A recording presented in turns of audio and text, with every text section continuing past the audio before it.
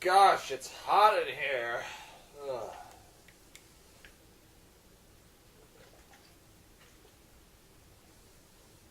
Ugh. Why the heck is it so hot in here? Oh, well, that's strange. I'm actually sitting on a stove. That would probably explain why it's so hot in here. I should probably get off of it before I get burned. Oh, speaking of which, burn is actually one of the most popular archetypes in Magic the Gathering. It's been around for quite a while, and it can be really hard to beat if you haven't played against it very much. Although, in the beginning of Magic's history, several people did think that a deck that was predominantly made of direct damage spells was absolutely comical. Direct damage spells got really, really good really, really fast. And in a matter of time, it was, well, kind of inevitable that several decks would emerge that revolve around direct damage and fast, aggressive creatures. So much so that it became viable in just about every Eternal format. In the beginning, burn decks were pretty much always mono-red, but as more and more multi-color cards came into production, they eventually went over into red-green and red-white, and so much so to run the whole Naya package of red, white, and green. Due to the aggressive nature of its colors, burn decks like to run several hasty one-drop creatures to put on pressure as early as possible, and several efficient 3 damage spells for 1 mana. Regardless of what format you played against, burn decks have one thing in mind, and that is win as fast as possible. If I was making this video about maybe 5 years ago, the number 1 card I would put on my list to put in against burn would be Leyline of Sanctity, because it stops burn from hitting your face, and you can play it in virtually any deck. However, with the amount of cards that have kind of come out lately, there's a lot that can actually play around Leyline of Sanctity. Cards like Atarka's Commands do not follow the target clause. Considering the objective of burn is to burn your life total to a big fat 0, it is no surprise that the best counter to this is, well, life gain.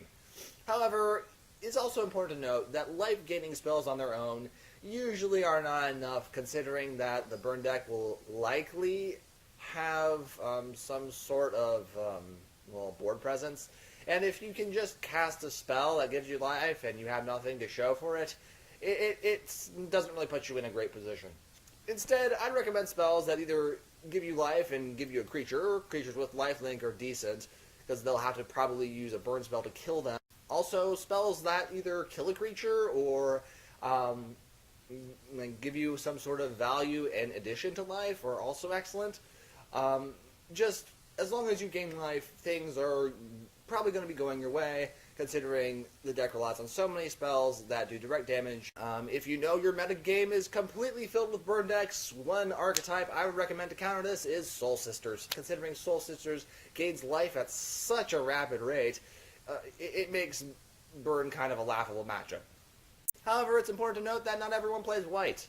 Some people play blue, and the bad news with blue is, blue doesn't have a whole lot of life gain. In this matchup, blue has to kind of be careful, because considering blue's advantage is using things like counterspells, burn decks have a lot of really cheap spells. They have run a lot of 1-drops and a lot of 2-drops, and because most counterspells cost at least 2 or more mana, you're not going to win that efficiency race unless your opponent whiffs pretty hard. I suggest trying to use the most efficient counterspells that you can. You just basically have to try to keep the efficiency wars as tight as possible. If you are going to go for life, you should probably run some artifacts. Some good ones are Sun Droplet. You can also try something like Kraken's Eye or even Dragon's Claw, if you know they're playing lots of red spells, which they're going to. They're a burn deck. For black, you can really use a lot of stuff. Black actually has a lot of cards that do gain you life. So just keep in mind, when you play against burn, you don't want to use a whole lot of cards that'll turn your deck into the glass cannon sort of deck. In other words, no cards like Thoughtseize. Although Thoughtseize is really powerful, you're essentially just kind of hitting yourself in the face. In a mirror match, this can be kind of tricky, but you're going to want to try to play spells that can kind of counteract off your opponent's creatures. In a sense, you do want to be the one who does the most damage. You also have to keep in mind what usually happens is your opponent's creatures usually do the most damage. Usually a turn 1 Goblin God will do about 6 or 4 damage. Try a card like Searing Blaze or Searing Blood. That will put you at a bit of an advantage and be able to get some damage off on your opponent at the same time. Well, considering green is all about, well, nature and life-giving, it's no surprise they have tons of life-gaining cards. There are several great green creatures that give lots of life. My personal favorite are Kitchen Finks and Obstinate Baloth, but there are some other great ones. You can also try Siege Rhino. That's another one if you play 3 colors. But the bottom line is, green's got a lot of good stuff to deal with this matchup. Also, the thing about board wipes against Burn is playing like heavy board wipes like Supreme Verdict or Wrath of God are usually not the most efficient unless you've managed to stabilize, and that can be kind of tricky, especially in Eternal formats.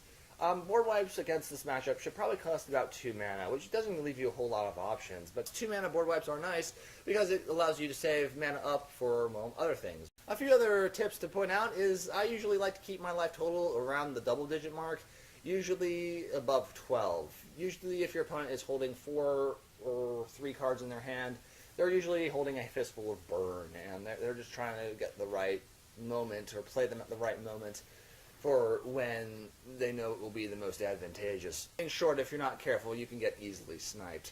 Also, although I say life gain is really good, and it is, you have to be careful when to play it because the Burn deck likes to run cards like Skullcrack, Atarka's Command, and even Flames of the Blood Hand to counter something like this. So just be cautious and try to gain life when they're tapped out or when they have less than 2 mana open. Sometimes you're going to have to just face facts and try to play through it, which will happen occasionally.